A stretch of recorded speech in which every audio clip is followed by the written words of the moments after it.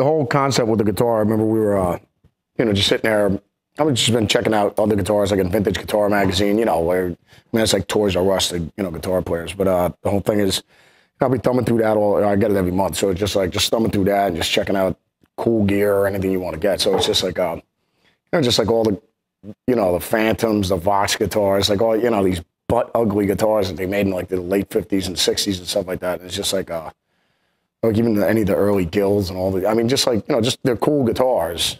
And it's just like, the Bo Diddley guitar and everything like that. We were just talking about with the box and everything like that. And then, like Billy Gibbons has with the Billy Bo thing, which is just god ugly, awful, you know what I mean? But that's the charm of the guitar because it's so damn ugly, you know what I mean? But it's just, me and my buddy were just talking about it one night and I go, yeah, I was like searching through, vintage guitar, like eBay or anything that you can Google nowadays to try and look for, one of those guitars or something like that. So it's just like, thumbing through it. And then I remember, a promotional item, I guess, our merch company, Bravado, gave us. Felix gives me this thing. It was the shape of a coffin, the shape of this guitar. And it had the Black Label logo on it. And then it had lollipops in it, with all the song titles and stuff like that. But I was just laughing. Looking at the thing, it's about like this big. I just put it down on a piece of paper and drew a neck on it. And I said, man, that would be pretty cool if they made a guitar out of it. Instead of, so I'd have my own, like, Bo Diddley guitar, you know what I mean? So they ended up making the thing. I just thought it was going to be like a goof type thing when they made it.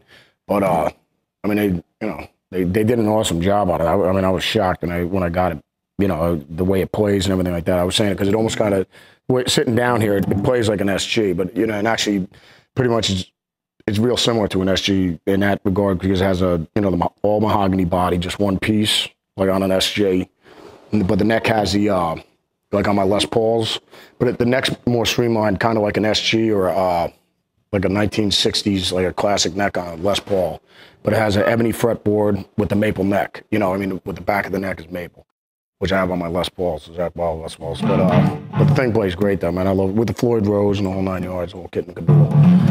So, and the EMGs, obviously. On mine, I always put the active ones in them. But what they did for the signature one, they end up putting the passive guys in there, to give everybody the option if they want to have the passive ones or get the live ones. But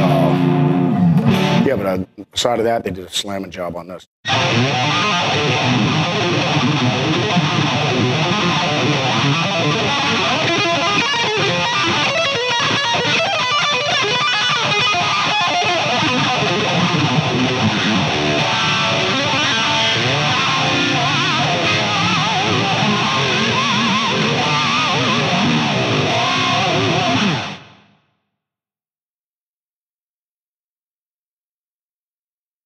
No, I feel great, man. It's just, it was pretty crazy. I had the blood clots and everything like that. So, just basically he said I got it from traveling. Because I asked, I go, is it booze related at all or anything like that? And they said, if anything, that like thins your blood. So, I had to tell the warden, I go to Barbara and I go, well, you see, alcohol is good for something. She goes, no, you're dreaming, buddy. That's enough out of that, jackass. So, no, but needless to say, no, it's just from traveling. I guess, a lot of truck drivers get it and stuff like that. So, but it was crazy because I said, it's not like we're sitting there. I told my doctor, I go, it's not like I'm driving the bus. You know what I mean? So he just said, but if you're just sitting around, I go, but it's just like any other musicians. If you're sitting down practicing or sitting down recording, whatever, it's just like, that's pretty much how he said I got it. But, the three of them passed through my heart. And I go, what is it, kind of like a heart attack? You feel like it coming on where you're like, dude, I got to get to the hospital. He goes, no, you just die right there, dude. I go, so three of them, that means 3 times. I should have just croaked right there. And he goes, yeah. And I go to Barb and go, there's a reason why I'm here. I'm going to torture you, woman, for the rest of your life. Still a love story, though, at the end of the day. She knows it. But anyways, no, everything's cool, though, aside of that, But that's why we're getting ready to do this show on Halloween. The rest of the New York chapter, and then after that, obviously doing promotion with the new Graveyard Disciple guitar. So that's about it. And then the new, all the new stuff that Gibson's making, the BFGs. Have you tried those things yet?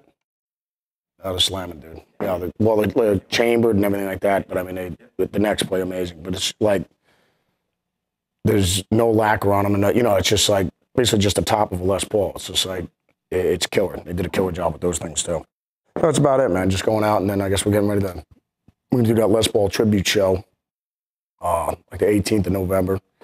Then after that, gonna go to China, go to Japan, go to Australia, and go back to California, start working on the next Black Label album.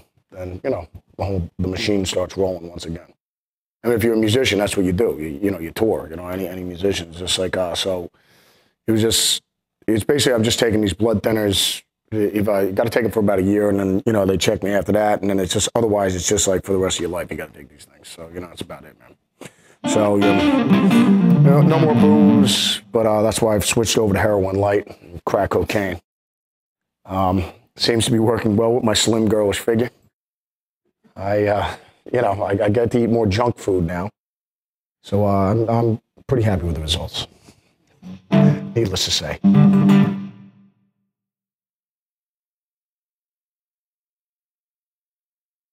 When all the Pantera stuff came out, everybody was like, "Oh, dude, man, this band's insane." You know what I mean? But it's just like, checking it out all the time. When we were doing Pride and Glory, I remember Brian would always be working out to it. You know what I mean? The Pantera was like, Dime just shredding all over the place. But it's just like, I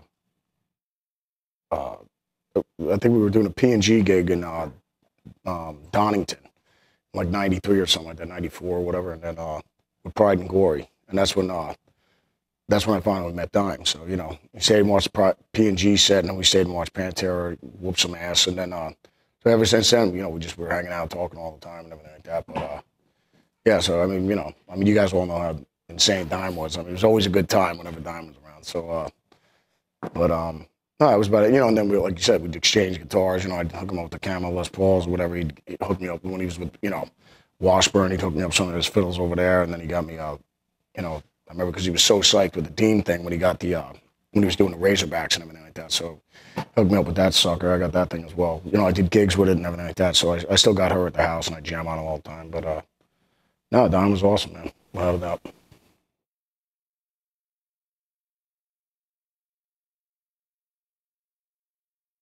What year birthday is this one coming up? 30. Oh, it's 30, man. Wow. Because I was just reading one of the other magazines when it came out with Eddie on the cover, right? Father Van Halen on the cover, man. You know what I mean? So, 30th birthday. Wow. Well, you're gaining on me. 42. Well, Guitar World, happy birthday, man. God bless. Cheers.